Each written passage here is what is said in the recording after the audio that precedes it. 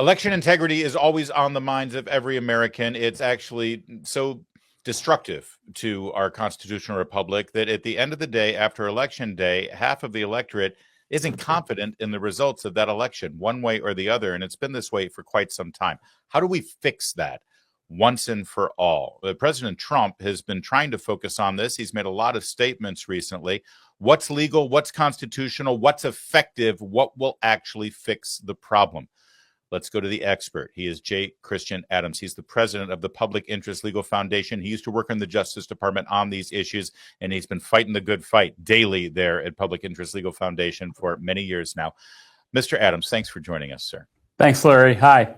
Hi. First of all, do you accept my premise that this is so deteriorating that it's like every election cycle, there are people who just don't trust the results of the last election? It's called consent of the governed. If you don't have consent of the governed, you don't have domestic tranquility. And the more disputes we have, the later we get results, the later ballots arrive in the mail, the less consent of the governed we have, because people start to doubt the system, and it's very dangerous. Yeah, and listen, it's nothing new. I think everybody goes back and looks at 2000 and the hanging chads in Florida and things like that. It does seem like it's never ended since then, that there's always something that the losing side of a presidential election will look at and focus on, and in some cases obsess about. Remember the good old days when we went to bed at about 11 o'clock? I remember 1984, I think I went to bed at 8 o'clock. Yeah. Not quite that early, but you get the point. Well, Jimmy Carter did that year. Right. Walter Mondale, actually. Sorry. Right, yes, 80 for Carter. Both of them were. But 80, so we long for the good old days where we knew the results of the election the night of the election. And I will tell you, Larry, the number one culprit in changing that recently is mail voting. Mail voting, ballots arriving late, ballots having to be processed. Yeah. Not easy when you have to do it with the post office. Yeah, thank you. It's so funny. I remember the last couple of election cycles, we had media personalities bending over backwards, cable news anchors saying, we might not know the results for a few days, and that's normal. That's the process working right. No, that's not normal. That isn't how the process should work. So you say it's mail-in ballots and also these drop boxes, right? Because President Trump recently said that he wants to do away with that. Yeah, that's the main culprit. That's why Florida, for example, gets results the night of the election, because number one, they don't have expansive mail voting. They have the good old system where you go to vote like most people grew up with, but they also start processing the ballots early. In other words, they're getting the votes moved through the system ahead of time, so we don't have to wait for 3 weeks like we did in the last election for some congressional seats. We're getting it done ahead of time. That's a great point. I mean, we'll talk about mail-in ballots and the ability to mess around with those and get improper ballots submitted. But we'll set that aside for a second. The tabulating of these ballots. Why is it Arizona and Pennsylvania and Georgia and California, why do they hold all of the mail-in ballots and Dropbox ballots and they don't count them until after the day of votes? You just said Florida does it the opposite. Why doesn't everybody count them ahead of time? There was conventional wisdom for a time that Pennsylvania adopted that you don't want to count them early because you might leak results and influence the election. And some people, after the close of the election, the problem is that causes a delay. And secondly, Florida addressed this by making it a felony. You go to jail if you leak any results. So you're not allowed to be tabulating and leaking and revealing outcomes, but they're starting to process ballots days before the election is over, before Election Day. And that's why Florida gets results the night of the election. All right. So that's one big problem with mail-in ballots right now. The other problem just has to do with basic ballot integrity. Explain to me why mail-in ballots and Dropbox ballots are more vulnerable to illegal ballot tampering than day of voting. I learned this when I was at the Justice Department voting section 20 years ago, and I worked on a case in Mississippi where mail ballots were used to swing the outcome of elections illegally. They had runners, they had notaries who would canvass a place called Noxubee County. You could look it up. And they would collect ballots from people in the mail. They'd follow the mailman. They'd grab the ballots out of the mailbox. They would go into the House and they would sometimes vote the ballots straight up. I put a witness on the stand named Susie Wood in federal court who testified that she always let a ballot harvester vote for her because the ballot harvester knew the best way to vote. And the judge asked, Miss Wood, do you know how to read and write? She said, oh, yeah, I just want the runner to vote my ballot. So there's a culture of criminality, a culture, a breakdown of law and order where mail ballots are the central tool for the bad guys to swing the results of elections because they have a better organization behind the cloak of secrecy. When you have elections in the ballot, in the polling place, like most of us are familiar with, you have observers, you have election officials, sometimes you even have a police officer. That wasn't happening in rural Mississippi. And this is not news. You just said you uncovered this 20 years ago when you were in the Justice Department. And I remember reading about an independent study on our election integrity here in America. I believe it was Jimmy Carter and James Baker at the time. You help me out here. Didn't they come up with basically conclusions researching elections here in America? And didn't they conclude that mail-in ballots were a really bad idea? Yes. How about that? Bipartisan agreement on an election administration issue. How quaint. Roll out the 45s. So, it was James Baker, Jimmy Carter, the Baker-Carter Commission. They said voting should be done in person and voting should have voter ID. Two incredibly basic ideas that the left now hates with a burning rage, yet was once a point of bipartisan agreement. So why didn't they take that? What's the point of having a commission to reach a conclusion when it's just going to be ignored and they do the opposite? Well, look, I'm a big fan of commissions that are ignored because I'm on the U.S. Commission on Civil Rights. But I will tell you that that it's not being ignored. You're talking about it. I'm talking about it. I testified to Congress a couple weeks ago. It got brought up there by members of Congress. So the good news is, Larry, it's not totally being ignored. It's just being ignored a little too much. All right. So President Trump, with his announcement, I think it was about a week and a half ago, he said that he wants to do away with mail-in ballots. He also said, by the way, that we're the only country who does this. Is that true? Are other countries that utilize the democratic process, whether they're a parliamentary system or a constitutional republic, do they only do in-person balloting? By and large, what he said was accurate. There's a couple of exceptions to the contrary. I believe the UK a little bit and a couple of other, but not many. So he's largely correct. I'm sure PolitiFact will say totally untrue because that's what they do. That's just their business model. But the reality is that most countries understand that this is a vulnerability that you don't want to have in your elections. You don't want to give the guys who deliver you your neighbor's mail all the time a say in who our elected leaders are. There's a general consensus around the world that mail is not the right way to go. Yeah, it's funny. I remember during the pandemic when everyone was saying, oh, it's perfectly safe to put your ballot in the mail. And I would say, oh, really? Okay, then put $1,000 cash in the mail. And right on the outside of the envelope, this envelope contains $1,000 in cash. And then mail it to me and see what happens, because that's what you're doing with the ballot. Everybody knows what's in that envelope. It's pretty distinctive and it's pretty valuable. Yeah, and if I was a nefarious mailman, not that they exist, you could take if you have a certain zip code or neighborhood that votes a certain way, or how about someone with a sign in their front yard, right? And they put it in the envelope in their mailbox. Like what could go wrong there? Oh, I just happen to drop this ballot. And it just creates another layer of vulnerability in the system. And I think that they came up with the mail-in and the drop-ins. I'll give them the benefit of the doubt. I'll take them at their word. They want to make it easy and convenient for people to vote. And you keep hearing that talking point all the time. It should be much easier for people to vote in America. It should be much more convenient for people to vote. First of all, I don't find it that difficult. I don't know why it's so hard for people to vote. But that said, is it really out of convenience? And by the way, should convenience and ease of voting be the primary factor in determining our election laws? That's a great question, Larry, and it's sort of a philosophical and historical one. Like, where are we in the continuum of convenience? We have a painting, I think it's from the National Gallery, hanging up on the wall here at PILF called Election Day, like 1855. And there's people like beaten up, there's drunks, It's all a public vote. It was chaos. And so we moved to the secret ballot. The Australian system is what it's called, the Australian ballot. And we developed a new way to do it. And how convenient should it be? Should you be able to sit on your couch with a remote and just, Right. oh, I vote for X, or, off with his head? I mean, at some point, direct democracy is a danger. And the founders knew that. I know that it's very hip among some left-wing people like it on college campuses to always use the word democracy, but we're not a democracy. We're a democratic republic for good reason. Right. And that reason is democracies lead to bloodbaths.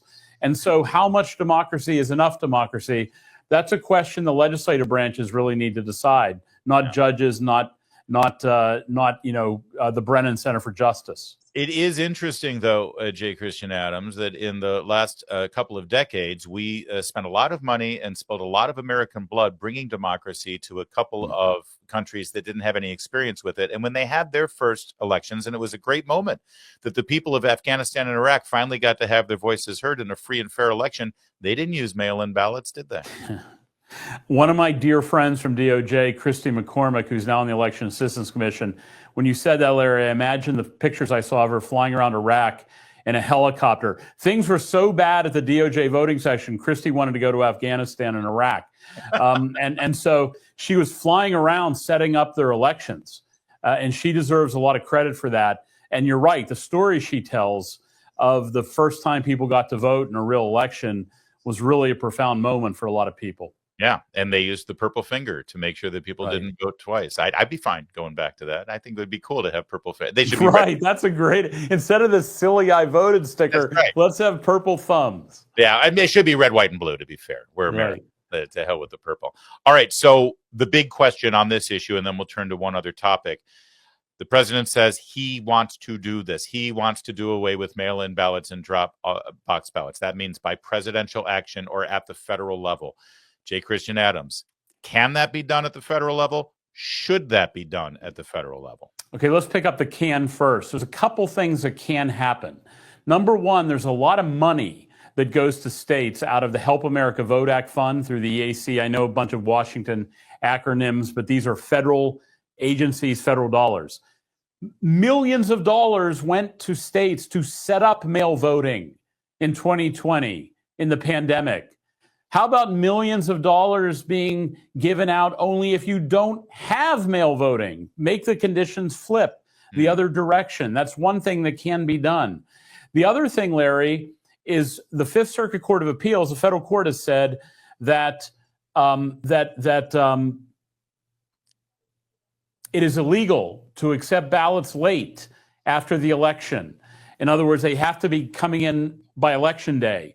That may end up at the Supreme Court, but the good news is the Justice Department could enforce that law.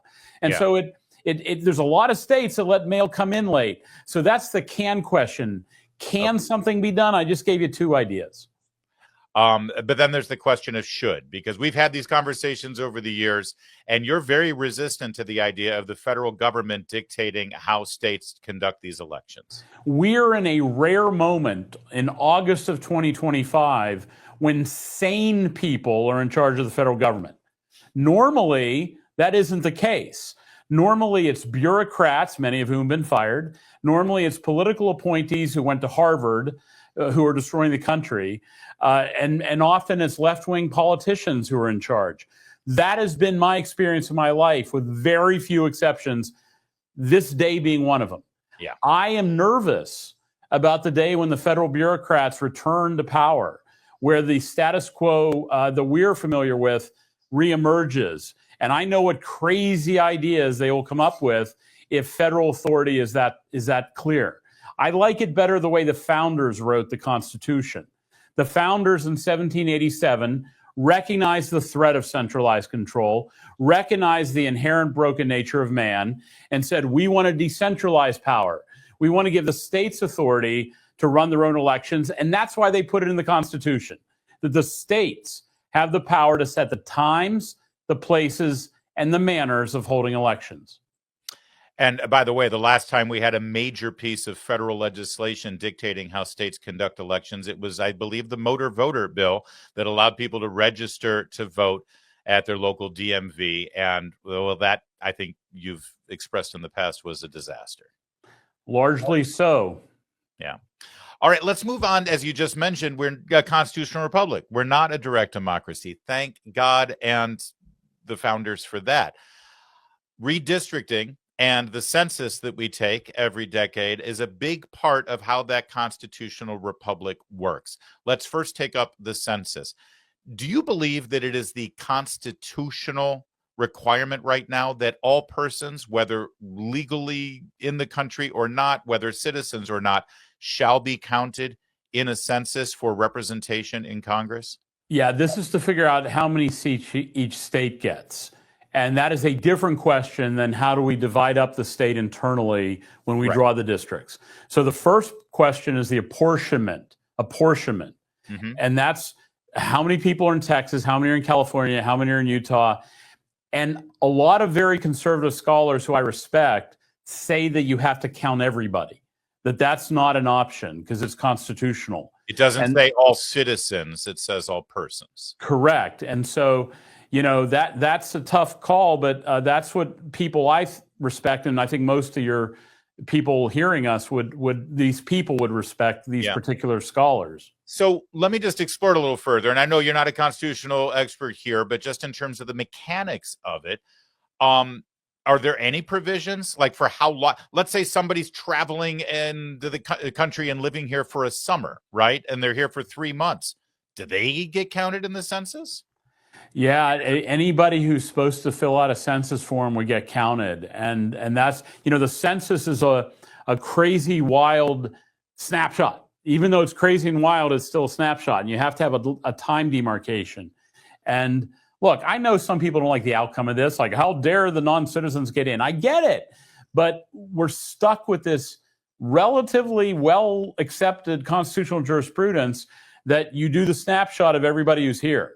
Yeah. And that's how the state, now that is not how you draw the district lines. That's a different issue. We can get to that in a second, but it is, and I get you. I feel like there could be a compromise though, where yes, we'll count non-citizens, but if it's a non-citizen who is actually living here illegally and broke our laws, why should they get counted for representation? Yeah, I wonder, like, or if there was like a war going on, and like, you know, the invading army, the British on Tangier Island and Chesapeake Bay in the 1810 census. Well, that didn't really line up, but you get the point. And like, I ain't counting those redcoats, Christian. Not going to happen. All right. And then what about the districting fight that we're seeing right now? Of course, Texas is moving forward with their redistricting. Now, Gavin Newsom's threatening, although his state requires him to pass a state ballot measure. Is this something new? They're acting like this is so unprecedented, what's going on right now. Yeah, Public Interest Legal Foundation and myself, we have to take some of the blame and plead guilty to this. We actually brought the case in Texas, or we defended Galveston County in their redistricting fight with the left a couple of years ago. And we made a legal argument that uncorked all of this. It was, I'm not going to get into the details, it was called Jingles 1. We said you can't build a coalition district. You can't combine Black and Latino to create a Democrat district. You're not allowed to sue over that. Well, we won in the Fifth Circuit in New Orleans, Texas, Mississippi, and Louisiana. And the court basically blew up coalition districts. And Texas congressional plan has like 5 coalition districts. So the court greenlighted a redraw in the middle of the census because of our case when we defended Galveston. So that's what's happening in Texas. The court greenlighted a redraw. So it's a weird situation that's getting national news, but it's all based on a single court case. Texas is not doing something wacky. They're responding to a change in the law by the Fifth Circuit. Yeah, which was greenlit by that Fifth Circuit case, thanks to PILF bringing it. And that's a remarkable aspect of it. We're also learning now, of course, that the last census in 2020, if I remember right, the Commerce Department does the census, right? Yeah. They've acknowledged that they have errors in that census. They acknowledged that they did it wrong, and certain states should be getting more apportionment right now, more delegates or representatives in the House of Representatives. So why haven't we redone that census? Because it can't be untangled, Larry. Some of the craziest stuff ever happened in that census, where after the data were compiled, the Census Bureau during the Biden administration started doing like this crazy ghost analysis. Like, because they're trying to make everything anonymous, they started making stuff up. They started hiding, like there will be like census blocks with all these people in it where all there is a bridge. And it was an effort to make it anonymous so you couldn't deconstruct the answers in the census. And it created this disaster situation with fake data, largely, of course, to achieve political ends. That's always the goal of the left, is to manipulate the process. But you're right. It's impossible to untangle this mess because the way they hid all the truth in the final census report. Why is the census not the most transparent thing in the world? First of all, it's so important. It's so, and not people forget, not only is it for apportionment for the members of the House of Representatives, but that then translates to the Electoral College as well. So that's a game changer. Why all the mystery? Why all the lack of transparency in something like this? Well, there's a bunch of reasons. I'll give you the craziest one. There's a view that certain underrepresented communities don't respond to the census. So they had to do sampling and they had to do concoction of data to boost up answers from certain places. Wait, so the census isn't actually just a raw counting of the people? They use sample methods, which is a statistical approach, is saying, okay, historically, this group, let's say people who eat apples every day, they historically don't respond to the census. So we're just going to extrapolate and assume that there are more of those apple eaters in this community than we've actually counted. So that's what happened in 2020. And when I learned this, I was outraged because it benefits people who don't answer the questions. Right. And it has a political and partisan implication, which isn't hard to figure out.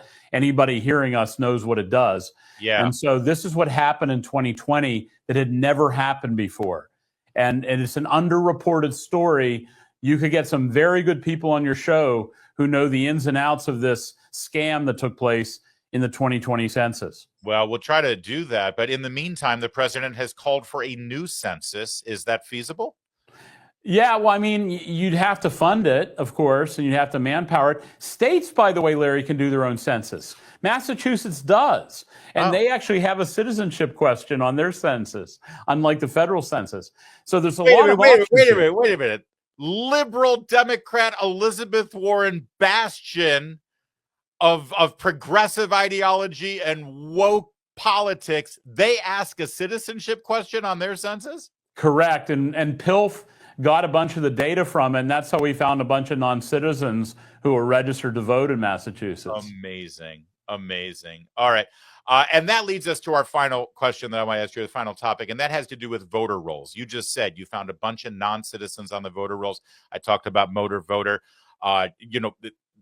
The idea that non-citizens aren't registering to vote right now is laughable. Of course they are. This is hardly ever investigated, though. And I understand states have budget priorities with law enforcement and what they're going to go after. And this probably falls pretty low on the ladder in terms of things that they want to prioritize. And it probably takes quite a bit of investigative effort and man hours to be able to get to the bottom of this. You've been able to do it in certain states, as you just mentioned. How bad is this? How many non-citizens, if you can even venture to guess, currently are registered? And secondary question, do they participate in voting if they are registered? Oh, they totally. I could give you stacks of reports where we have the names of people who registered as non-citizens and voted. And oftentimes, Larry, I think I've told you before, this is not like a conspiracy. This is like they were shoved voter registration information at DMV. Right. Yeah. They were shoved it at a third-party event. They didn't know. They were told they could register. But we have one like in Pittsburgh. There's a great report called Stealing Your Vote. The PILF did. You can Google it. You can get it at our website. And we show you the letters that these non-citizens wrote, like, please take me off the voter rolls. I thought this was a student council election. I was told I'm allowed to register. Like, you hear it in their own voices, how they got conned into registering to vote. So take for example, California, which has a pretty significant number of non-citizens. This is a state, and I used to live there, where at the DMV, you do a touch screen. It immediately asks, do you want to register to vote? You say yes. One of the questions is, are you a citizen? You just move straight through it. No one's looking over your shoulder when you answer that question. You register, and then in California, every single registered voter, no matter what, will get a ballot mailed to them. They don't have to ask for it. They don't have to request it. You will get that ballot. So a non-citizen that easily can register and then receive a ballot and mail it in. And Christian Adams, nobody's looking. Nobody's watching. No, it's like Nevada. Nevada has the same broken system where everybody gets a ballot. And it's called automatic mail voting. Like they mail it out without request. You just get it. And so you combine the dirty voter rolls of California and Nevada with this insane auto mail, and you get a disaster on your hands. It's almost like it was planned that way. Yeah, and they transformed the state of California, didn't they? I mean, if you ever need a nexus between your boring election rules and the culture and the political outcome and the allocation of power, just look at California. For all you sort of like, libertarian process people who don't think this stuff matters, then they pass laws to go after your food trucks or whatever the case may be. You're doing the hard work at PILF. And I should remind everybody, PILF is a nonprofit entity. People can help you with your efforts, right? Because you're doing this, taking on this fight. Lord knows the left, the folks who are trying to make it as easy as possible for literally anybody to vote. They're well funded. How do you guys get funded, and how can people support what you're doing? Yeah, we're a tax-deductible charity. Publicinterestlegal.org is where you can find out more. The left outfunds us in this area probably 200 to 1, if not higher. I mean, they have so many people, so many lawyers. When we litigate in court, the other side runs out of seats. I'm not kidding. Judge Dick Leon in D.C. once called it a traveling circus, that the other side, the left, has so many lawyers, there's not enough seats in the courtroom. All right. So I want to make sure that people know that it's publicinterestlegal.org if they want to make sure that they join what you're doing and make sure that, because you are the watchdog, you are on top of this stuff and you're actually fighting these fights. And if you could wave a magic wand today, final question, and the one spell that you could cast on the United States of America to tighten up our voter integrity more than anything else, what would that be? What would you cast with your wand? That is a terrific question. And since you made it a magic wand that I could do anything, I would make all of the left-wing groups, including the Brennan Center, disappear. Here I thought you were going to do voter ID, no more mail-in ballots. No, get rid of the organizations. They're the problem. Yeah, they are. They are. We'll leave it at that. J. Christian Adams, thank you so much for the great work that you do. This was really informative, and I think at least educates everybody as to what's really going on there and what the real problems are. The solution, well, that's the next step, and we'll do that another time. Thank you, sir. Thanks, Larry.